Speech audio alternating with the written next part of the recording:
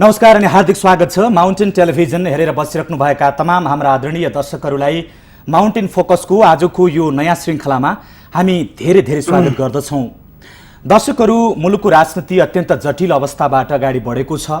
लामो समयदेखि नाकाबन्दीका कारण देशको जनजीवन अस्तव्यस्त बनेको छ। आम मान्छेहरूको दैनिक जनजीवन कष्टकर बन्दै गएको छ।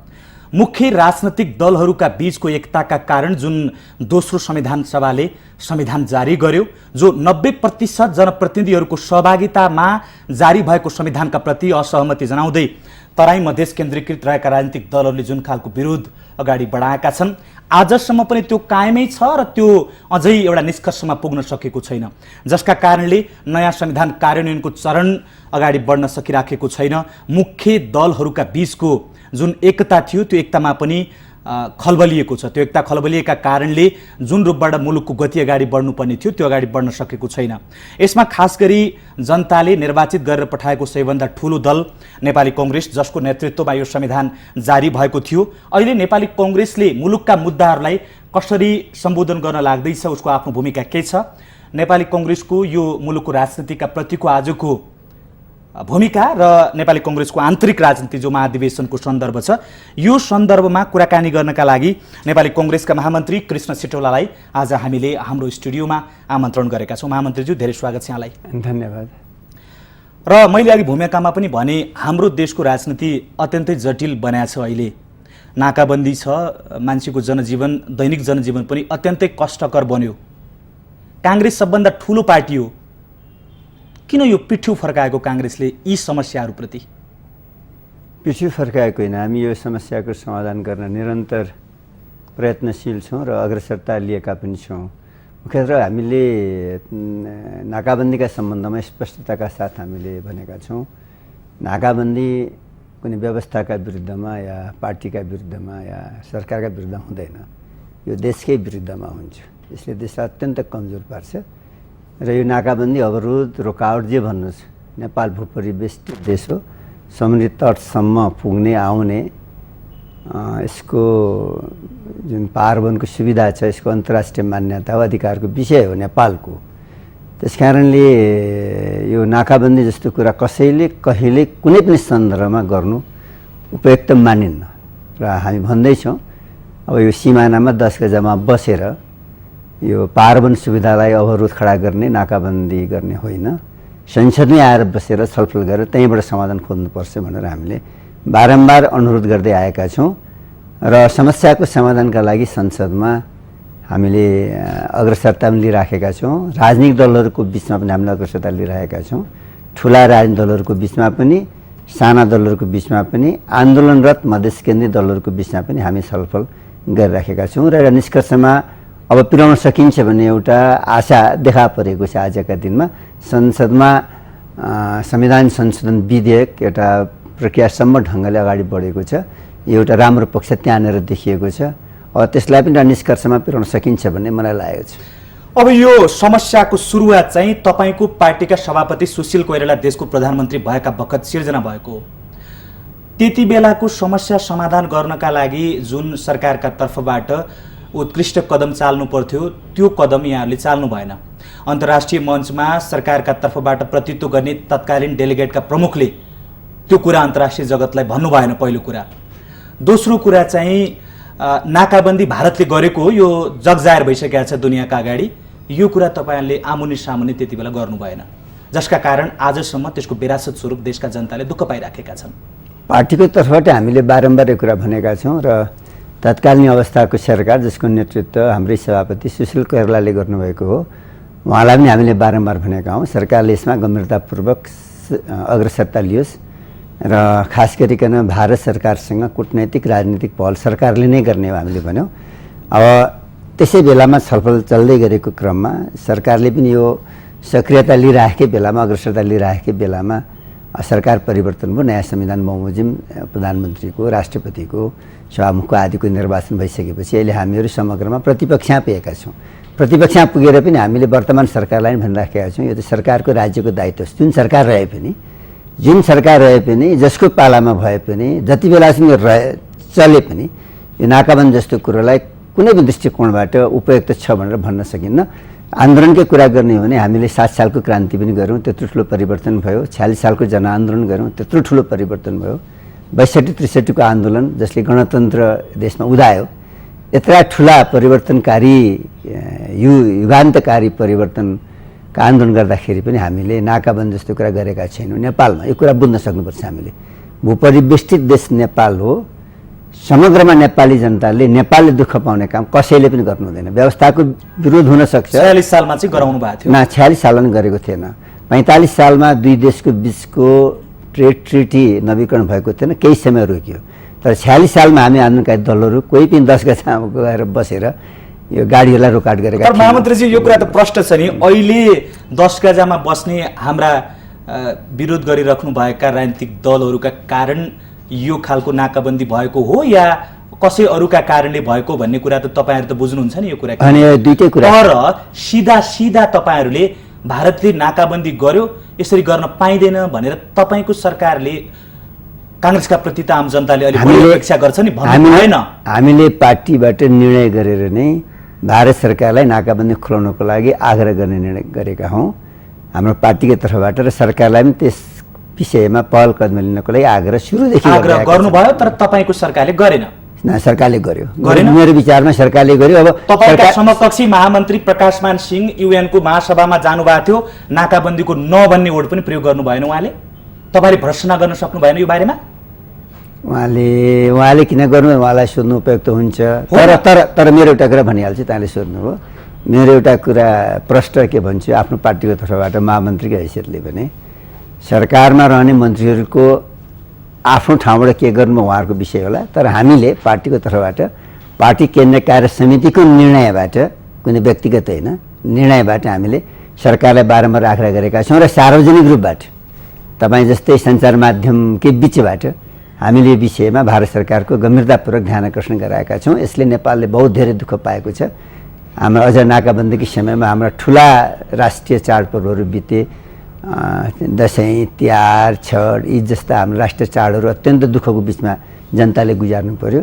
र एउटा कुरा मलाई के लाग्छ यो विषयमा चाहिँ भन्दाखेरि भने संक्षेपमा एकै वाक्यमा भन्ने भने जनताले आफ्नो देशलाई बचाउनको लागि अत्यन्त ठुलो संयमता देखाएका छन्। आजको दिनमा अत्यन्त ठुलो दुःख कष्ट सहेर पनि नेपालको भविष्यका लागि, नेपालको सार्वभौमिकताका लागि, नेपालको राष्ट्रिय अस्मिता भन्नुहोस्, स्वाधीनता जे भन्नुहोस्, त्यसलाई बचाउनको लागि अत्यन्त ठुलो एकता प्रदर्शन गरेको मलाई महसुस हुन्छ यो घटनालाई स्मरण गर्दा। हो, जनताका प्रति अब जे भए पनि यसै विषयमा चाहिँ मेरो आफ्नो भनाइ के छ भने यसमा नेपालका सबै राजनीतिक दलहरू गम्भीर हुनुपर्छ, सरकार गम्भीर हुनुपर्दछ, र साना दलहरू र आन्दोलनरत दलहरू पनि, मधेस केन्द्रित दलहरू पनि 10 गजामा बसेर सिङ्गो राष्ट्रलाई दुःख दिने काम चाहिँ गर्नु हुँदैन कसैले।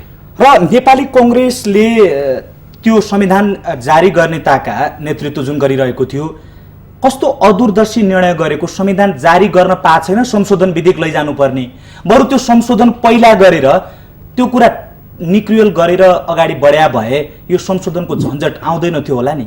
जुन विषयमा संशोधन भन्नुहुन्छ त्यो विषय अहिलेको भइरहेको संविधानमा पनि प्रष्ट हो। तर जानेर समानुपातिक शब्द राख्नुपर्छ, समावेशी अगाडि भन्ने कुरा छ, त्यो राख्दा र नराख्दाको तात्विक अन्तर हुँदैन भन्ने कानुनविदहरूको भनाइ छ। राख्दाखेरि राजनीतिक रूपबाट जनतामा प्रष्ट मेसेज जान्छ भने राख्दा आपत्ति हुँदैन भन्ने हिसाबमा संशोधन आएको छ। त्यसलाई स्वाभाविक रूपले अगाडि बढाउँदाखेरि कुनै फरक परेन। एउटै दुईटा धारालाई जोडेर गर्ने व्याख्या भन्नुभन्दा एउटै धारामा राखेर जानु उपयुक्त हुन्छ भन्ने विषय उठान भएको हुँदाखेरि र त्यसले जनतामा एउटा प्रभाव पारिसकेपछि जनतापट्टिको प्रभावलाई सम्बोधन गर्नुपर्छ। सामाजिक न्यायको हकमा समावेशी अगाडि समानुपातिक शब्द राखेर भन्ने विषयमा हाम्रो सहमत भएको संविधान जारी गर्नु, अगाडि जारी गर्ने दिन नै जतिखेर पारित गर्दैछौँ। एउटा दोस्रो विषय निर्वाचन क्षेत्र निर्धारण गर्ने सन्दर्भमा भूगोल र जनसङ्ख्यालाई आधार मानेर गर्नुपर्छ भन्ने विषय छ। त्यही लेखा अझै प्रष्ट भएन। अहिले जुन निर्वाचन क्षेत्र निर्धारण आयोगलाई जुन म्यान्डेट पछिबाट सरकारले दिन्छ त्यो आजै संविधानमा प्रष्ट होस्।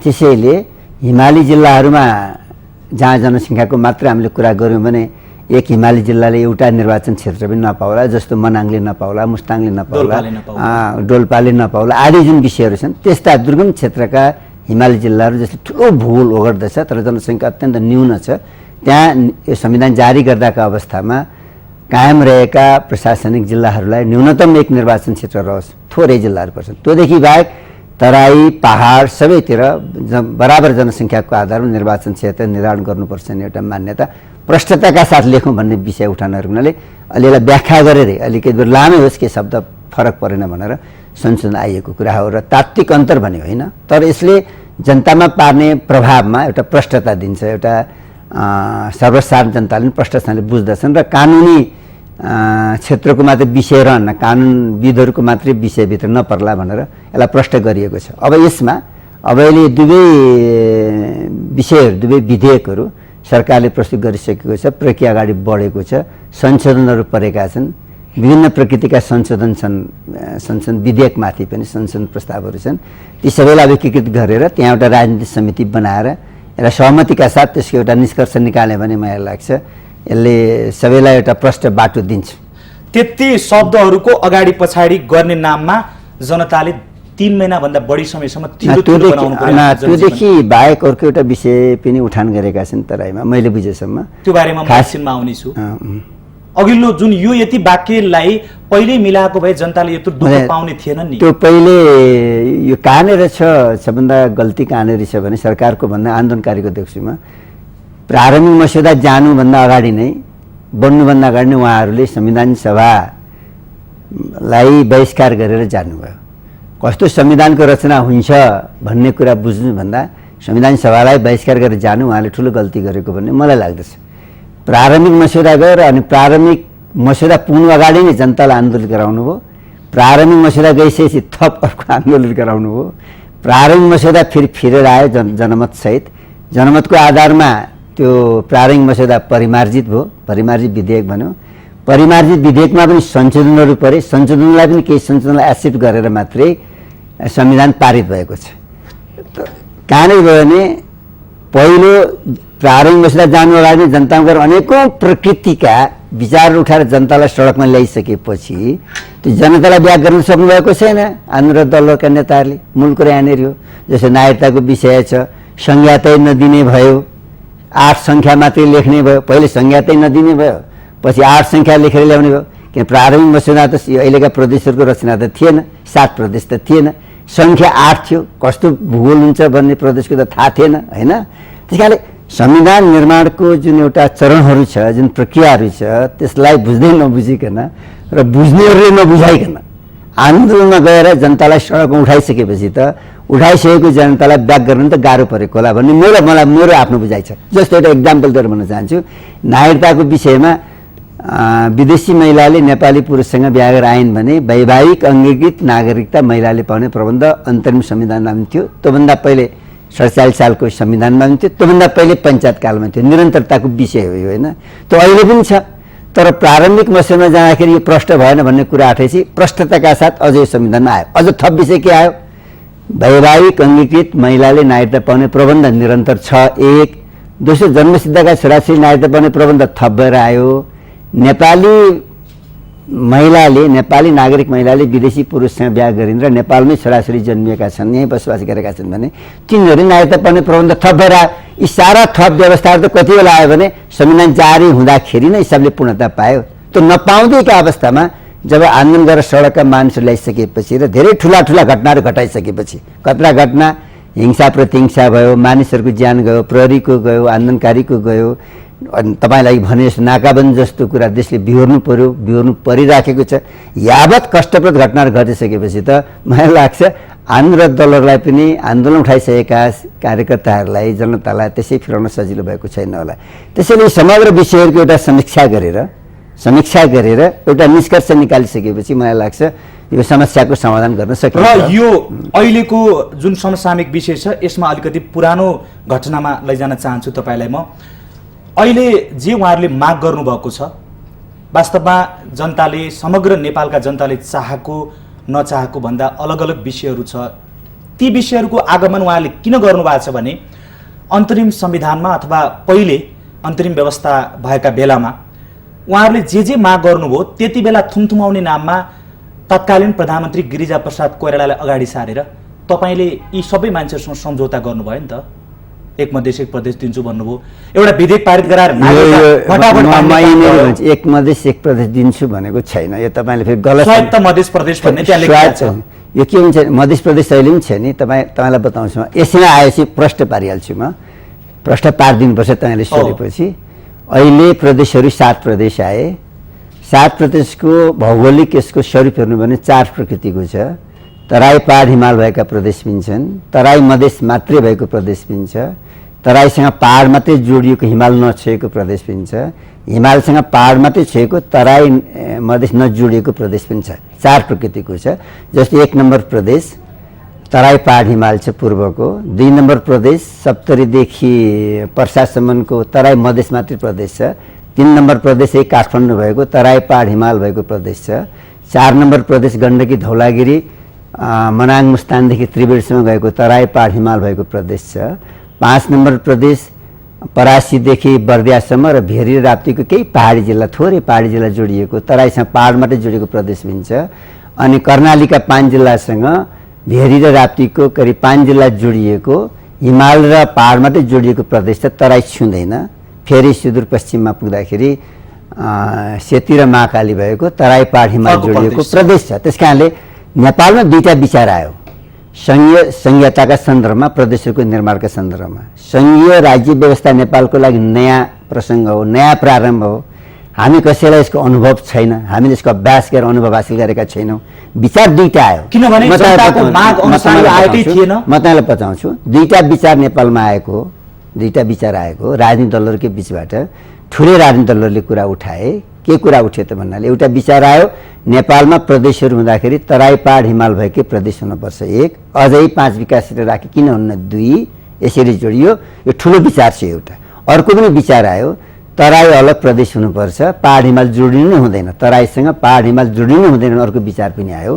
यी दुवै विचार नेपाली जनताकै माझबाट उठेका विचारहरू हुन् र दलहरूले पनि उठाएका विचार हुन् र हरेक दलको बिचबाट उठेका कुरा हुन्। म मेरै पार्टीको कुरा गर्छु, मेरै पार्टीमा पनि 2टै विचार उठेका छन्। कुनै विचार तराई पहाड हिमाल उत्तर दक्षिण हुनुपर्छ भने एउटा विचार छ भने के अर्को विचार पनि छ, तराईसँग किन पहाड हिमाल जोड्नु पर्ने विचार पनि हरेक पार्टीभित्र पनि छ, पार्टीको बिचमा छ। तर यी विचारहरू नेपालबाट उठेका विचारहरू भएको हुँदाखेरि कुन चाहिँ विचार उपयुक्त हो त भनेर एउटै विचारमा सहमत हुन सकिने पोजिसन होइन। त्यसैले के गर्यो भने सरदर भन्नुहोस्, हरदर भन्नुहोस्, सालाखाला भन्नुहोस्, यी विचारलाई सम्बोधन गर्ने प्रयास भयो र जतिवटा प्रदेश भने पनि प्रदेशको स्वरूप 4 प्रकृतिको आयो। तराई पहाड हिमाल भएको, तराई मधेस मात्रै भएको, तराईसँग पहाड मात्रै जोडिएको हिमाल नछोएको, हिमालसँग पहाड मात्रै जोडिएको, तराई नछोएको, यसरी 4 प्रकृतिको भूगोल हुने गरिकन प्रदेशहरू आएको छ। अब हामीलाई यसको अभ्यास गरेर जाँदा जे अनुभव हासिल हुन्छ त्यसको आधारमा भोलि 5 वर्षपछिको पार्लियामेन्टले 10 वर्षपछिको पार्लियामेन्टले संशोधन गर्दै अगाडि जाला। संविधानवादको विकास क्रममा, राजनीतिक विकास क्रममा प्रदेशहरू परिवर्तन हुँदै जान्छन्। जस्तो भारतको संविधान आयो 1949 मा 13वटा प्रदेश थिए, अहिले बढेर तपाईँको 29वटा प्रदेशहरू भइसकेका छन्। संसारमा कतिपय देश यस्ता पनि छन् जहाँ धेरै प्रदेश पहिले बने तर प्रदेश चल्न नसकेर सामर्थ्य नपुगेर पछि जोडिएका देशहरू पनि छन्। त्यसकारणले यो त के भने लोकतान्त्रिक संविधान हो भइसकेपछि त लोकतन्त्रले त जहिलेसुकै समयको मागलाई सम्बोधन गर्ने गरिकन कानुन बनाउँछ, संविधान बनाउँछ, परिमार्जन गर्छ। भारत स्वतन्त्र भएको 100 वर्ष पुगिसक्यो, 70 वर्ष नआएको छैन, तर संविधान संशोधन भएको 122 पटकभन्दा बढी भइसक्यो। यो के भने नेपालमा पनि यो संविधान जारी भइसकेपछि हाम्रो सुरुकै मान्यता के हुन्छ भन्नाले संसारभरिको, यहाँ मात्रै होइन संसारभरि नै यस प्रकारको इलेक्टेड बडीबाट, निर्वाचित राजनीतिक संस्थाबाट संविधान बन्ने प्रक्रिया हुन्छ भने त्यो संविधानमा कतिपय त्रुटिहरू हुन्छन्, त्यसलाई समयको माग हुन्छ संशोधन गर्दै अगाडि जानुपर्छ। अझ पहिलो पटक जारी गरिसकेपछि पहिलो चरणको कार्यान्वयन गर्दाखेरि कतिपय ठाउँमा बाधा अड्काउ पनि पर्दछन्, त्यस्तोमा आदेश पनि जारी गर्नुपर्छ, मान्यता बोकेको हुन्छ। र भारतमा जवाहरलाल नेहरूको पालामा संविधान जारी भयो, पहिलो चरणको कार्यान्वयन गर्दाखेरि राष्ट्रपतिबाट धेरै पटक बाधा अड्काउ फुकनधारा प्रयोग गरेर आदेश जारी गर्न पर्यो र ती जारी गरिएका आदेश संविधानको अङ्ग बनेर रहे। त्यस्तै नेपालमा पनि यो संविधानको कार्यान्वयनमा जाँदाखेरि जे जटिलता देखिन्छ, जे समस्या देखिन्छ, जहाँनिर बाधा पर्छ त्यहाँनिर समाधान गर्दै अगाडि जानुपर्छ। यो सन्दर्भमा जोड्नेछौँ दर्शकहरू, नेपाली कांग्रेसका महामन्त्री कृष्ण सिटौलासँग मुलुकको समसामयिक राजनीति र नेपाली कांग्रेसको आन्तरिक राजनीतिक जीवन लगायत विषय समावेश गरेर आजको यो सन्दर्भमा कुराकानी गरिरहेका छौँ। एउटा छोटो विश्राम लिन्छौँ, त्यस पछाडि अरू सन्दर्भहरूका साथ उपस्थित हुनेछौँ।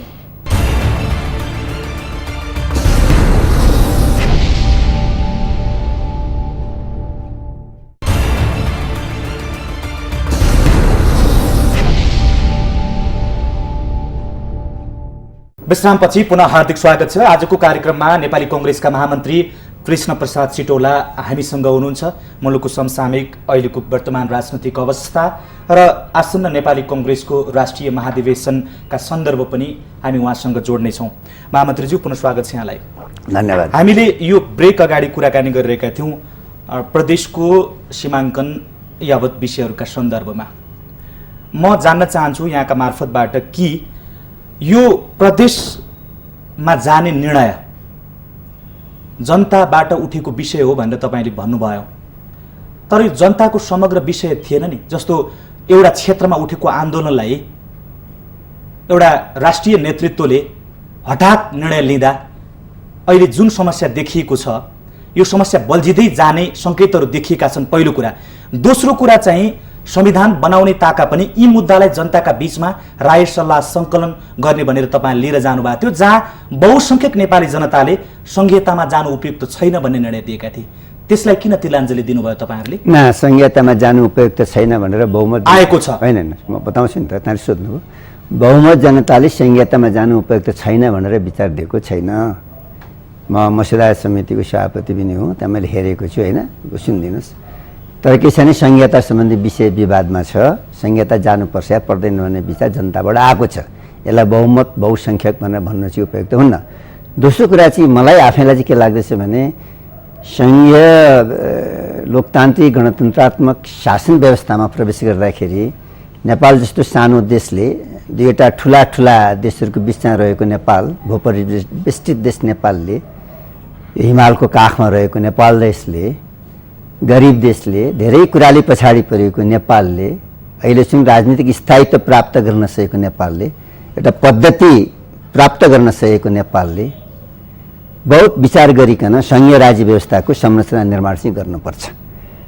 त्यो गम्भीरतापूर्वक संरचना निर्माण गर्ने सन्दर्भलाई नै सोचिकन शिरमा राखेर सोचेर नै हामीले अहिले मैले भने जस्तै हामीले प्रदेश ल्याउँदाखेरि एकै प्रकृतिको चाहिँ ल्याएनौँ, विभिन्न प्रकृतिको ल्यायौँ, ताकि यसको एकपटकको अभ्यासबाट दोस्रो पटक पुग्दा, दोस्रो निर्वाचन नपुग्दा पछिको पुस्ताले सोच्न सक्छ अगाडिको अभ्यासबाट कस्तो अनुभव हासिल भयो। नेपालको भन्छु, नेपालको भौगोलिक अखण्डतालाई अक्षुण्ण राख्ने सन्दर्भमा, नेपालको स्वतन्त्रतालाई, नेपालको स्वाधीनतालाई र नेपाली जनताको सार्वभौम अधिकारलाई सर्वोपरि राख्ने उद्देश्यका साथ विवेचना गरेर सङ्घीय राज्य व्यवस्थालाई हरेक आवधिक निर्वाचन पछिको संस्थाले मैले जान्न चाहेको प्रश्नको उत्तर भन्दा पनि यो रूप आकारको सवालमा यहाँले लैजानु भएको छ। तर मैले जान्न खोजेको विषय भने चाहिँ के भने यो प्रदेशमा जाने सन्दर्भमा अहिले नेपालको अर्थतन्त्र ऋणात्मक बन्न लागिराखेका बेलामा अहिले हामीले एउटा लेभलको सरकार सञ्चालन र राज्य सञ्चालनको यो शैली नै एउटा चाहिँ कमजोर अवस्थाबाट अगाडि बढेको बेलामा क्षेत्रीय स्तरमा अनेकन कोणबाट आइएका लादिएका विषयहरूलाई उठान गरेर गरिएका आन्दोलनसँग घुँडा टेकेर तपाईँहरूले चाहिँ प्रदेशमा जान्छौँ भन्ने खालको निर्णय किन गर्नुभयो? त्यसको मुख्य पात्र चाहिँ तपाईँ हो है, फेरि किन गर्नुभयो? र त्यस पछाडि फेडरलिजममा जाने सन्दर्भमा 62-63 सालको जनआन्दोलनमा जनताको म्यान्डेट थिएन, त्यहाँ कुनै त्यस्तो शब्द उठाएको थिएन। र पछि अहिले संविधान बनाउने बेला विगतमा गल्ती भएको थियो भने पनि जनताको म्यान्डेट लिने जागर किन चलाउनु भएन तपाईँहरूले? फेरि म त्यसलाई सोचिदिन्छु। तपाईँको के कुरासँग म 100% असहमत छु भने यो घुँडा टेकेर गएको होइन। एक, तपाईँले सोध्नु, मेरो उत्तर पनि सुन्नुहोस्। अब यो घुँडा टेकेर सङ्घीय व्यवस्थामा गएको होइन, सहमतिबाट सङ्घीय राज्य व्यवस्थामा प्रवेश भएको छ। 7 राजनीतिक दल र माओवादी विद्रोही समेतको 12 बुँदे समझदारीबाट हामीले नेपालको समग्र राजनीतिलाई शान्तिको बाटोमा रूपान्तरित गरेका हौँ, लोकतान्त्रिक बाटोमा रूपान्तरित गरेका हौँ नेपालको सिङ्गो राजनीतिलाई। यो कुरा राम्ररै बुझ्नुपर्छ। र जति बेला हामी नेपालको नयाँ संविधान सभाले बनाउने नयाँ संविधान चाहिँ सङ्घीय लोकतान्त्रिक गणतन्त्रात्मक राज्य व्यवस्थाको हुनेछ भनेर जति बेला हामीले निर्णय लियौँ र यसको नेतृत्व गिरिजाप्रसाद कोइरालाले गर्नुभएको हो, र जो कम्प्रोमाइज गर्न मेरो महत्त्वपूर्ण भूमिका थियो त्यो म मान्दछु। तर घुँडा टेकेर भन्ने कुरा मैले फिर्ता गरिसकेँ, त्यो नभन्नु होला। यो सहमतिबाट भएको विषय हो। के चाहिँ कुरासँग तपाईँको सेन्टिमेन्ट छ, तपाईँको प्रश्नमा पनि भावना छ, जोडिएर म भन्न चाहन्छु भने यो सङ्घीय राज्य व्यवस्था कहीँ नेपालले धान्न नसक्ने अवस्थातिर त जाँदैन भन्ने खालको जुन तपाईँबाट अभिव्यक्तिबाट बुझिन्छ, मलाई आफूलाई के लाग्दछ भने सानो देशले पनि सङ्घीय राज्य व्यवस्था सञ्चालन गर्न सक्दछ यदि त्यो देशका राज्य सञ्चालकहरू राम्रो छन्, राम्रै सञ्चालन गर्न सक्दछन्।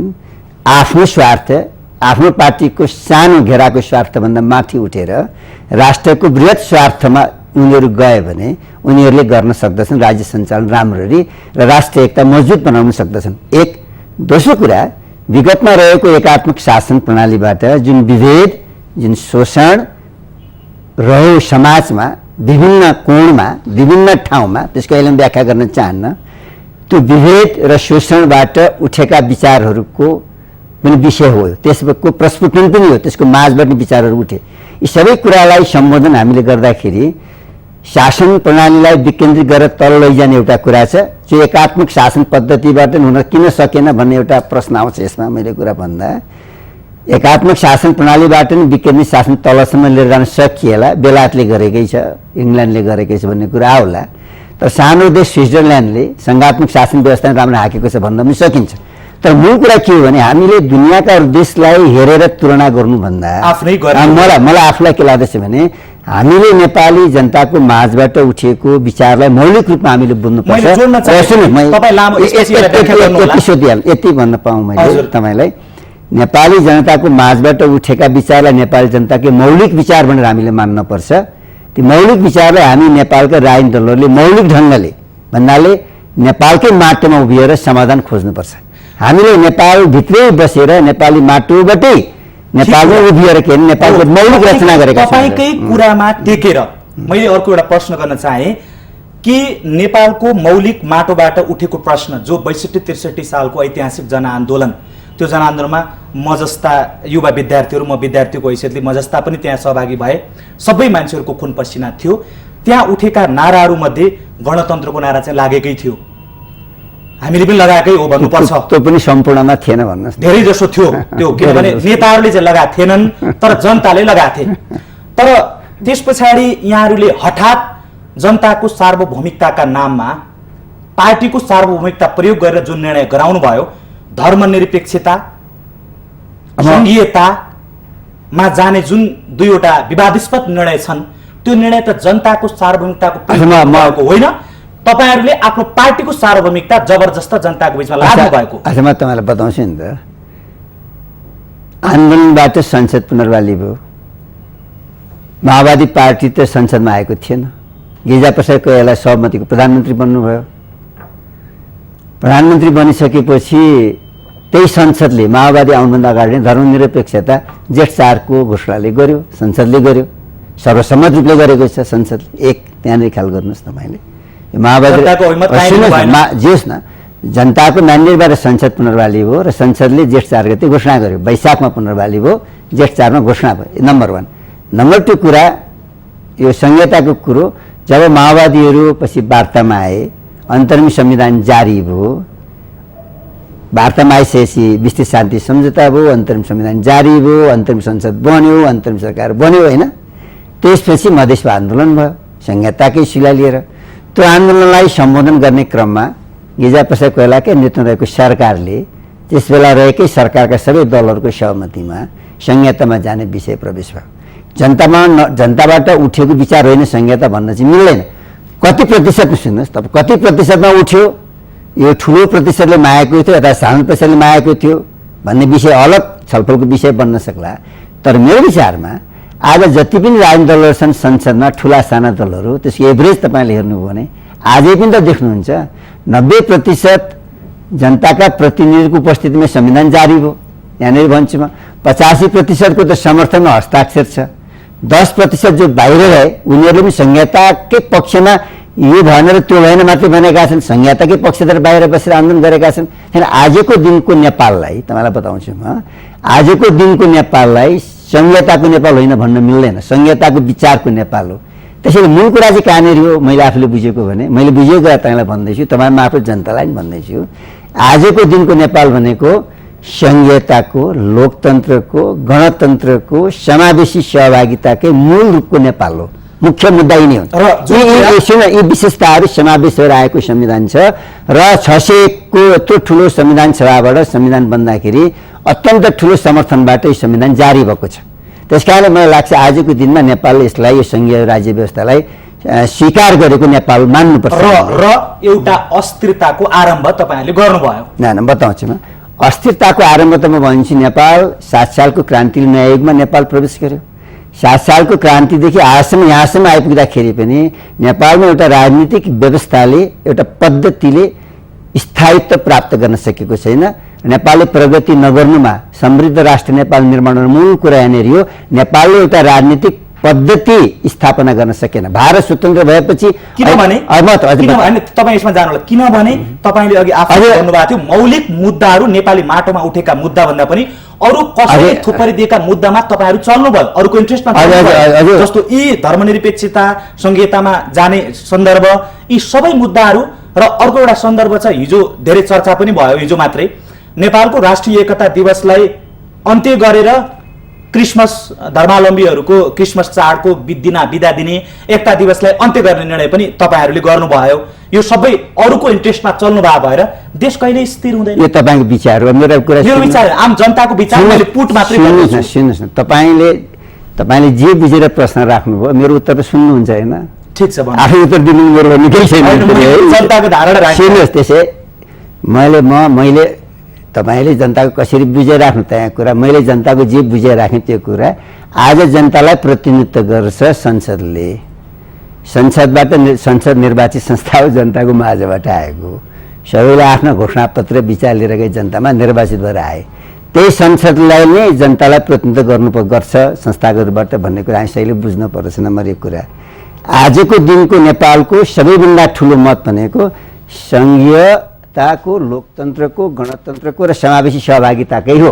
यसलाई विषयान्तर गर्नु हामी कसैले हुँदैन। यसलाई विषयान्तर गर्न खोज्यौं भने यहिलेको संविधान कार्यान्वयन पनि हुँदैन नेपालले राजनीतिक पद्धति हासिल पनि गर्दैन र नेपालको राजनीतिक पद्धतिले पाइला अगाडि चाल्न पनि सक्दैन। मूल कुरा त आजको दिनको कुरा के हो म तपाईसँग आग्रह गर्न चाहन्छु सञ्चार माध्यमले पनि सहयोग पुर्याइदियोस् कि अहिले जुन संविधान जारी भएको छ यो संविधानको शीघ्र र सहज कार्यान्वयन होस्।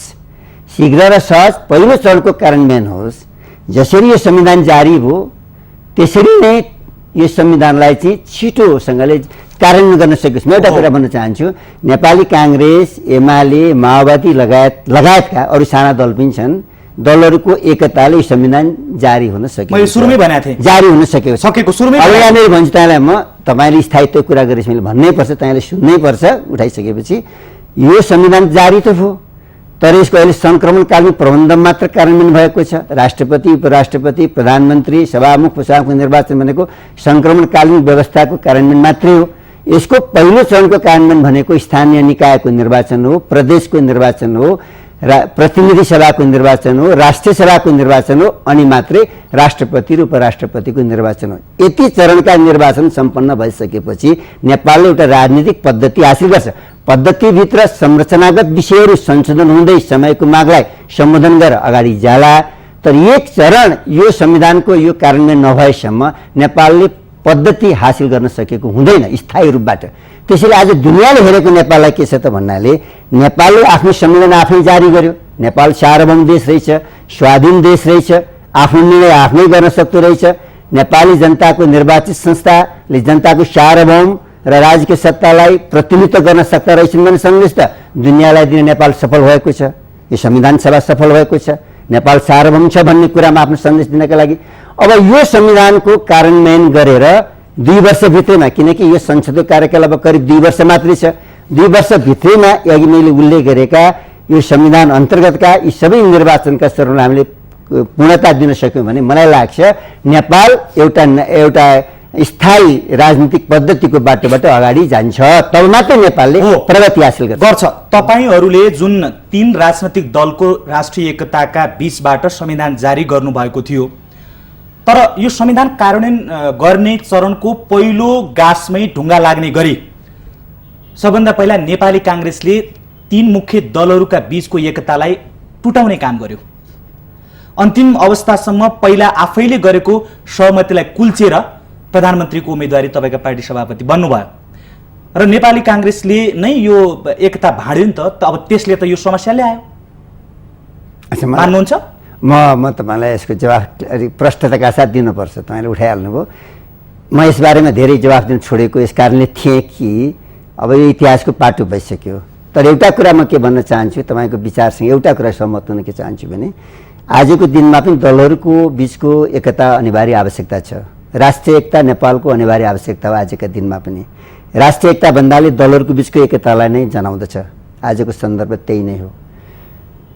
राष्ट्रिय एकता कमजोर हुँदाखेरि राष्ट्र पनि कमजोर हुन्छ, सरकार पनि कमजोर हुन्छ, जनताले सोचे जस्तो उपलब्धि जनतालाई हासिल पनि हुँदैन। आज जुन प्रकृतिको सरकार बनेको छ, जुन स्वरूपको सरकार छ ओलीजीको नेतृत्वमा, त्यो सरकारले सहज र शीघ्र ढङ्गले यो संविधानको कार्यान्वयन गर्न सक्दैन। अनि यस्तै स्वरूपको सरकार नेपाली काङ्ग्रेसले बनायो भने पनि त्यसले पनि समाधान दिन सक्दैन। त्यसैले अब नेपालका राजनीतिक दलहरूले, ठुला राजनीतिक दलहरूले खास गरिकन, अझ भन्छु नेपाली काङ्ग्रेसले नै, मेरै पार्टीले नै मुख्य रूपबाट सोच्नुपर्छ जुन दल आज संसदमा सबभन्दा ठुलो दल छ, एक तयभन्दा बढी सङ्ख्या छ, त्यो दलले नै मुख्य अग्रसरता लिनुपर्छ कि के गर्दा राष्ट्रिय एकता निर्माण हुन सक्दछ। कम्तीमा राष्ट्रिय एकता बनिसकेपछि मात्रै राजनीतिक रूपबाट सरकारमै सामेल हुनुपर्छ जरुरी छैन, तर राजनीतिक रूपबाट राष्ट्रिय एकता निर्माण भयो भने त राष्ट्रिय समझदारी हुन्छ, राष्ट्रिय विश्वास हुन्छ। त्यो विश्वासले नै जनतामा विश्वासको एउटा नयाँ विचार निर्माण गर्न सक्दछ र जनताको विश्वासकै कारण के भने संविधान इम्प्लिमेन्ट कार्यान्वयन हुन सक्छ। त्यो बाटोमा हामीहरू हिजो जे भयो अब हामीहरू फेरि त्यो बाटोमा काङ्ग्रेसको महामन्त्रीसँग मैले कुराकानी गर्दै गर्दा, तपाईँको विचार सुन्दै गर्दा, त्यसो भए तपाईँको पार्टी चाहिँ पद्धति अनुसार चल्या रहेनछ। महामन्त्रीको कुरा यस्तो छ, पार्टीले अर्कै निर्णय गर्यो, कहाँबाट चल्छ तपाईँको पार्टी? होइन, अब म तपाईँ धेरै पहिलेका कुरा पनि जाँदैन जानुहोस्। हरेक राजनीतिलाई तपाईँले समय सापेक्ष मूल्याङ्कन गर्नुपर्छ। राजनीतिको सबभन्दा महत्त्वपूर्ण म तपाईँलाई भन्छु, म राजनीतिको सबभन्दा महत्त्वपूर्ण पक्ष हुन्छ वर्तमान, जसले भविष्य निर्धारण गर्नको लागि छलफल गर्नुपर्दछ। आजको दिनमा हामी आजकै विषयलाई उठान गरेर छलफल गरौँ र कसरी एउटा नेपालको सुन्दर भविष्य निर्माण गर्न सकिन्छ, सबल नेपाल निर्माण गर्न सकिन्छ, एकताबद्ध नेपाल निर्माण गर्न सकिन्छ। सिङ्गो, तराई, पहाड, हिमाल, मेची, महाकाली सबै वर्ग, क्षेत्र, जाति, लिङ्ग, पेसा, व्यवसायका नेपाली जनतालाई, सबै धर्म, संस्कृति, वेशभूषा, भाषाका नेपाली जनतालाई एकताबद्ध गर्न सकिन्छ। त्यही बाटोमा जाने हो। त्यो बाटो भनेको राष्ट्रिय एकताकै बाटो। पुरा 100 खुन माफ गरिदिनु पर्यो पुराना सबै भने चाहिँ इतिहास भइसक्यो। माफ दिने या नदिने भन्ने प्रश्न अब निरर्थक हो त्यो। अब तर नेपाली कङ्ग्रेसले यस्तो भनिन्छ नि, अरूको नेतृत्वमा बस्नै नचाहने, जहाँ पनि आफैले नेतृत्व गर्नुपर्ने, अरूलाई स्वीकार्दै नस्वीकार्ने। होइन, आज हामी संसदमा सबभन्दा ठुलो दल भएको कारणले यो वैचारिक नेतृत्व त नेपाली काङ्ग्रेसले दिनुपर्छ। आज संविधान संशोधनको विषय होस् अथवा यो संविधानको कार्यान्वयन जाँदाखेरि ओलीसँग तपाईँहरूले चाहिँ संविधान जारी भएपछि नेतृत्व हस्तान्तरण गर्छौँ भनेर किन लिखित सम्झौता गर्नु? त्यस्तो लिखित केही सम्झौता भएको होइन, समझदारी गर्नुभयो नि, तपाईँहरूको लेभलको समझदारी गर्नुभयो। तपाईँलाई एउटा कुरा भन्न चाहन्छु, यो विगतका धेरै कुरातर्फ गएर के पनि तपाईँलाई फाइदा छैन। आएको प्रश्न र मेरो ठिक छ। अब मेरो पार्टीको सन्दर्भमा म जान चाहन्छु, हामीसँग समय पनि थोरै छ। धेरै रोचक कुराकानी तपाईँसँग गर्ने चाहना थियो, लामो समयदेखि तपाईँसँग कुराकानी गर्ने अपेक्षा अनुसार आज बल्ल तपाईँसँग कुराकानी अवसर पनि जुर्या छ। यो पार्टीको महाधिवेशन फागुनमा तय गर्नु भएको छ, अब त ठ्याक्कै समयमै होला नि है? एकदम समयमै हुन्छ। अब चैत्र 5 गते 5 वर्ष 6 महिना हुन्छ 12औं महाधिवेशन सम्पन्न भएको। अहिलेको संविधानले, विगतको अन्तरिम संविधानले 5 वर्षभित्रैमा पदाधिकारीको निर्वाचन गरिसक्नुपर्ने थियो, केन्द्रको भनेको महाधिवेशन सम्पन्न गरिसक्नुपर्ने थियो।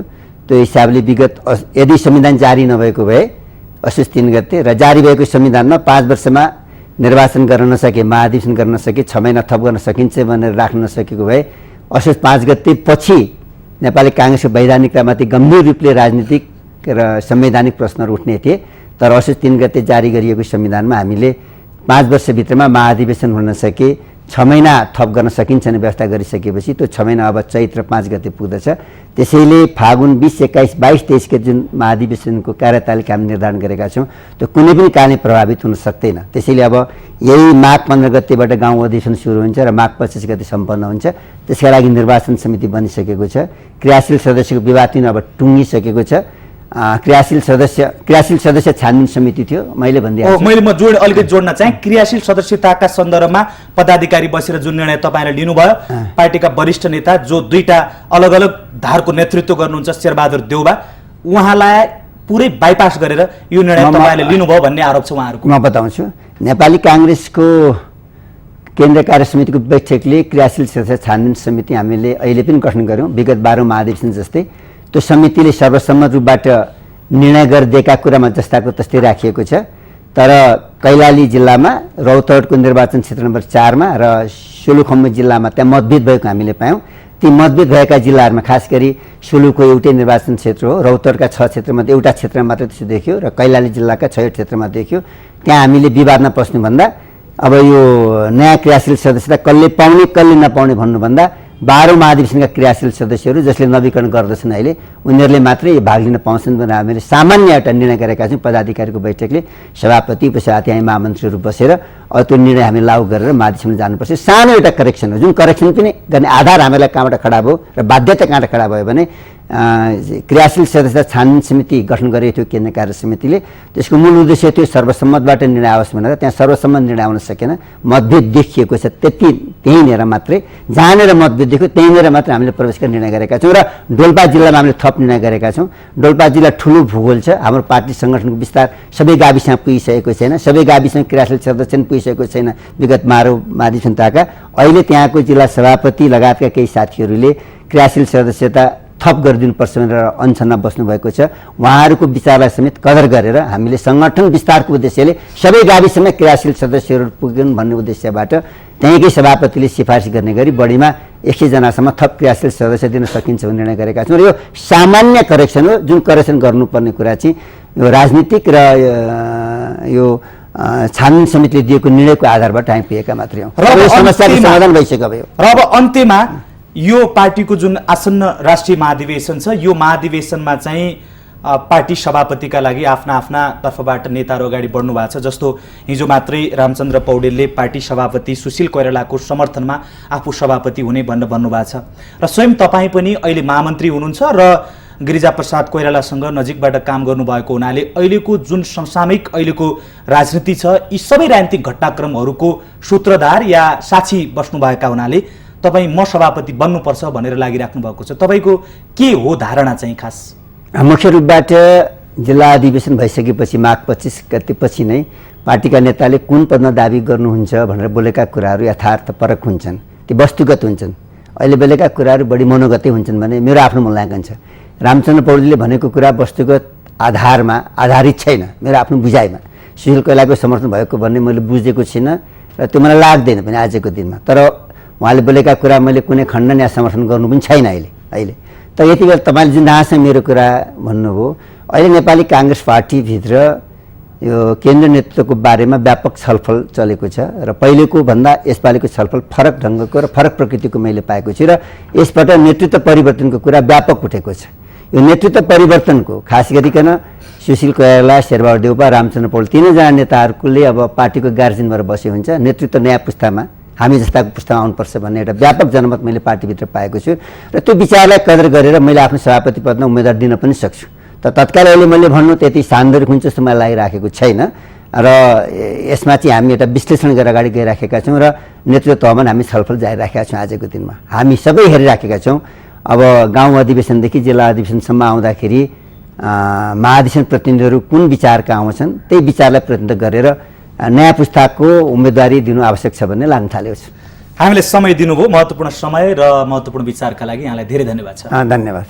हस् दर्शकहरू, उहाँ हुनुहुन्थ्यो नेपाली कङ्ग्रेसका महामन्त्री कृष्ण सिटौला। उहाँसँग मुलुकको समसामयिक राजनीति र नेपाली कङ्ग्रेसको आसन्न राष्ट्रिय महाधिवेशन समेतलाई जोडेर आज हामीले कुराकानी गऱ्यौँ। भोलि नयाँ विषय र पात्रहरूका साथ यो कार्यक्रमको अर्को श्रृङ्खला लिएर फेरि उपस्थित हुनेछौँ।